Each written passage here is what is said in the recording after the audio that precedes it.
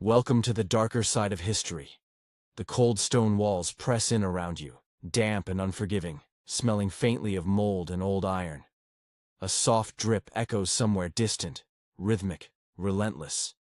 You might flinch as the chill seeps into your bones. That's the point. This story does not shy away from the raw and the real. If this kind of raw historical storytelling moves you, go ahead and like the video and subscribe. No fluff, just facts and fear. And if you're watching alone, tell me where you are. It makes the shadows feel less vast. Now, brace yourself. Let's walk into the shadows. You find yourself in the Tudor era, an age painted with grandeur but stained with the blood of fragile lives. In the center stands a boy, Edward VI, the only legitimate son of Henry VIII. Born in 1537, his arrival was a miracle long prayed for, a fragile promise that the Tudor line would endure. But from his first breath, his body is a battlefield. The atmosphere around Edward's infancy is thick with expectation and dread. The court buzzes with whispers. His mother, Jane Seymour, died shortly after childbirth, leaving a silence that presses heavier than any throne. You can almost feel the weight pressing on Edward's tiny chest, a child born not only to royalty but to relentless survival.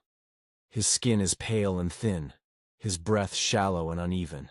You watch nurses and physicians hover anxiously, faces etched with worry. The scent of herbs and ointments fills the air, a strange mix of hope and desperation. Every cough, every fever spike is a crack in the fragile hope that he will live to rule. Historians still debate the exact nature of Edward's health problems in infancy. Some suggest he suffered from chronic respiratory illnesses, possibly asthma or cystic fibrosis, while others argue that the harsh Tudor environment and poor medical care made his body a constant battlefield. One fringe theory claims Edward was poisoned in infancy by political rivals, a shadowy act lost to the secrecy of court intrigues. The pressure is unrelenting. From the moment he can barely hold his head up, you feel the relentless push of expectation. He is not merely a boy, but the embodiment of England's future. His fragile form carries the burden of a kingdom desperate for a male heir, the hope of a dynasty that can survive Henry VIII's volatile reign. You watch the royal nurses tend to him in the cold early mornings, their hands trembling as they wrap him in fine linens, trying to protect him from the drafts that seem to claw at the castle walls. The air is thick with the scent of damp stone and the faint tinge of old blood, a constant reminder of the countless lives lost in the pursuit of power. Amid this, an unsettling whisper winds through the corridors. Some say Edward's delicate health was a curse placed upon him by those who envied his father's favor, a dark superstition rooted in the fear that no Tudor would truly survive. You feel the unease ripple through the court like a cold wind, carrying rumors of poison and dark magic, yet the boy remains alive, struggling, breathing. You can almost hear the faint thud of the prince's heart beneath the layers of silk and velvet, a pulse that beats against the odds, fragile but defiant. Yet every small cough echoes ominously, reminding you how close the line between life and death truly is. This fragile child, so full of promise, lives in a world where illness is a quiet predator and hope is a rare flickering flame. His earliest days are etched with both the brilliance of royal expectation and the shadow of a death far more horrifying than most imagine. You stand at the precipice of a kingdom's desperate hope as the boy king, Edward VI, is crowned before his 5th birthday. The air in Westminster Abbey buzzes with a brittle mixture of awe and dread, every eye fixed on a fragile child draped in gold and velvet, his small hands clutching the heavy orb of England's future. The ceremony is a brutal performance, a crucible where childhood is swallowed whole by the ruthless demands of power. You can almost hear the scraping of the heavy crown as it settles unevenly on Edward's pale head, its weight mirrored only by the invisible burden pressing down on his young shoulders. His tiny chest rises and falls with shallow breaths, a faint rattling sound betraying the illness that has shadowed him since birth. Around you, courtiers whisper behind gloved hands, their faces carved with cautious hope and secret fears. From the moment Henry VIII dies, the kingdom's fragile balance tips dangerously. Edward's fragile health becomes the kingdom's greatest vulnerability. He is thrust into a world of political intrigue, surrounded by regents and advisors who wield power in his name, but watch his every weakening breath with growing apprehension. The sounds of court, the hushed plotting, the clash of swords in the distant armory, the hurried footsteps echoing through cold stone halls, wrap around you like a suffocating shroud. You feel the icy dread that clings to the prince's every waking moment. He is expected to rule a realm rife with religious turmoil and rebellion, but his body resists the strain. His skin, translucent and almost waxen, reveals the fragility beneath the gilded exterior. The scent of damp wood and candle smoke fills the air as physicians swarm him, mixing potions and bleeding him in desperate attempts to stave off the invisible enemy within. Historians still debate the exact causes of Edward's illnesses during his reign. Some argue tuberculosis ravaged his lungs, while others suggest a combination of pneumonia, measles, or even cystic fibrosis, a mystery complicated by the lack of definitive medical records. A bizarre, less mainstream theory suggests he was deliberately poisoned by factions vying for power, their desperation to control the throne turning to ruthless assassination attempts masked by illness. You hear the clatter of armor as Edward's protectors pace anxiously outside his chamber, their expressions grim and tense. Inside, the boy struggles to focus, his head swimming with fever. The kingdom's fate rests precariously on his failing lungs. Yet, even in sickness, Edward shows flashes of precocious intellect and fierce determination. You witness his attempts to assert authority, issuing proclamations and letters with a quivering hand, as if willing his fragile body to transcend its mortal limits. The political machinations swirl like a storm outside his sickbed. Powerful nobles maneuver for influence, some fearing the boy king's early death would unravel the Tudor line entirely. Rumors spread like wildfire, each more unsettling than the last. One whispered tale speaks of Edward's chamber being shadowed by secret poisons, administered under the cover of darkness. You sense the paranoia threading through the court, a sinister backdrop to the prince's already precarious health. You can almost taste the bitterness in the stale air of Edward's chambers, the mingling of sweat, candle wax, and the metallic tang of spilled blood from his frequent treatments. The ticking of a clock echoes relentlessly, marking the passing moments of a childhood stolen by circumstance. Every labored breath he takes is a cruel reminder of the narrowing window before the inevitable. Despite the regent's attempts to shield him, the weight of the crown crushes more than just his spirit. It crushes his body. You watch the boy king, a prisoner not just of illness but of expectation, as he fights a losing battle with time itself. His reign is a fleeting candle flickering in the winds of political upheaval and personal frailty, casting long shadows over England's turbulent future. You step into the cold, echoing halls of the Tower of London, where the boy king's final days unfold like a nightmare writ in stone. The heavy iron bars clank shut behind you, sealing off the outside world's fleeting hope. The air is thick with dampness, a dank, sour smell that clings to your nostrils. A mixture of mold, stale sweat, and something far more sinister, like the whisper of forgotten suffering. Edward's chamber here is a prison within a prison. You feel the oppressive chill seep into your bones, the flickering candlelight casting long, wavering shadows that dance like ghosts across the stone walls. The boy lies pale and still, a fragile figure swaddled in heavy blankets, his breath shallow, rasping, a cruel echo of life fading. His once bright eyes are dull, clouded by fever and despair, haunted by pain that no words can capture. Around him, the atmosphere is heavy with fear and silence. broken only by the distant drip of water and the faint scuffling of footsteps from the guards.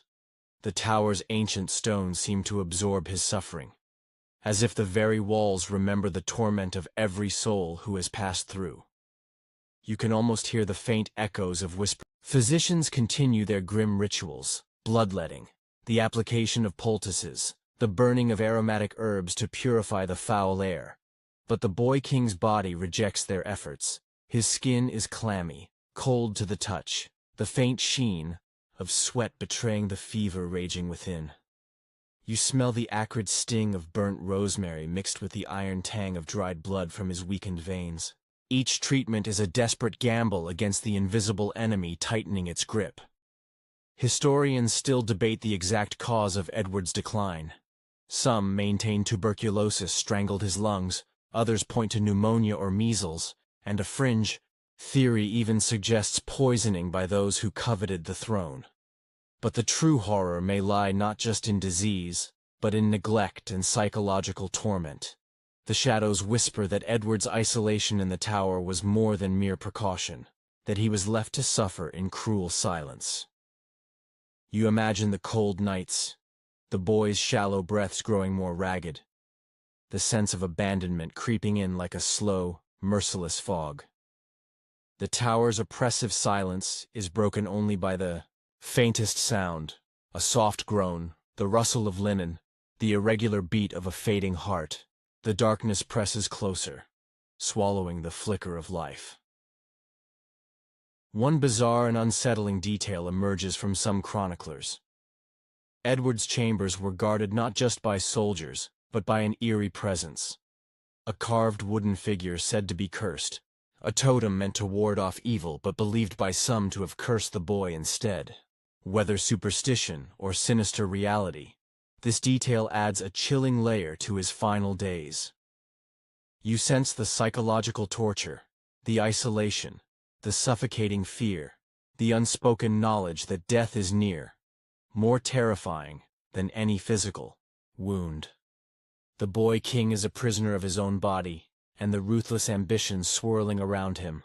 His decline is a haunting spectacle of vulnerability in a ruthless world where even the most precious lives are expendable. As you linger, the faint smell of decay seems to seep from the walls, mingling with the cold breath of death that creeps ever closer. The tower is a tomb, and Edward's final hours are a chilling testament to the fragility of life under the crushing weight of power. You stand on the razor's edge of history and speculation, where fact and shadow blur into a chilling fog of mystery. Edward VI's death is not just an end, it's a beginning of whispers, accusations, and dark conspiracies that curl like smoke through the halls of Tudor England. The official verdict is pneumonia, a cruel natural death for a boy barely 16, but the truth feels far more sinister. The court reels from the prince's passing. His body, pale and still, lies in state, yet the question gnaws relentlessly. Was this truly the end of his suffering by natural means? Or did unseen hands hasten his demise? You sense the tension crackling like static in the cold air as you move through the corridors thick with suspicion and fear. Historians remain divided, locked in debate over the years. Some stand firmly by the records, citing Edward's chronic illnesses and the harsh Tudor medical treatments as the cause of death. Others argue that political factions desperate for control, especially those backing Lady Jane Grey or Mary Tudor, may have conspired to poison the boy king. The absence of clear evidence fuels this ongoing dispute, making Edward's death a fertile ground for speculation. One fringe theory drifts darker still, that Edward's death was not merely the result of poisoning or disease, but a slow, deliberate psychological and physical torment inflicted over weeks, if not months. Secret records hint at the boy being deliberately isolated, starved of comforts, and mentally broken by those around him. You feel the cold grip of paranoia tighten as you consider this. Was his death a slow murder cloaked in silence and shadows? You catch the metallic tang of blood and decay in the air, a grim reminder of the power struggles that defined the Tudor court. Whispers speak of secret meetings in candlelit rooms where whispered orders sealed the fate of the fragile king. A bizarre tidbit from a lesser-known chronicler tells of a hidden chamber beneath the tower, where poisons were prepared and administered in whispered secrecy, though no archaeological evidence has confirmed its existence. The uncertainty gnaws at you. Was Edward a victim of nature's cruel hand or human cruelty? The line between the two blurs beneath the weight of political ambition and fear. You see the faces of courtiers, smiling in public, scheming in private, each with motives dark enough to spill royal blood. This murky end leaves a scar on England's history, a wound still raw with unanswered questions.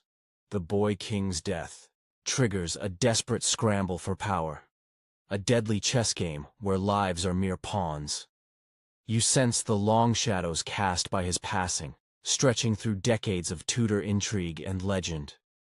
You breathe in the stale air heavy with history's unspoken horrors, the silence screaming louder than any truth. Edward's death remains a chilling enigma, a ghost story rooted in political chaos and human darkness, reminding you that sometimes history's deepest wounds are those left unhealed and unexplained.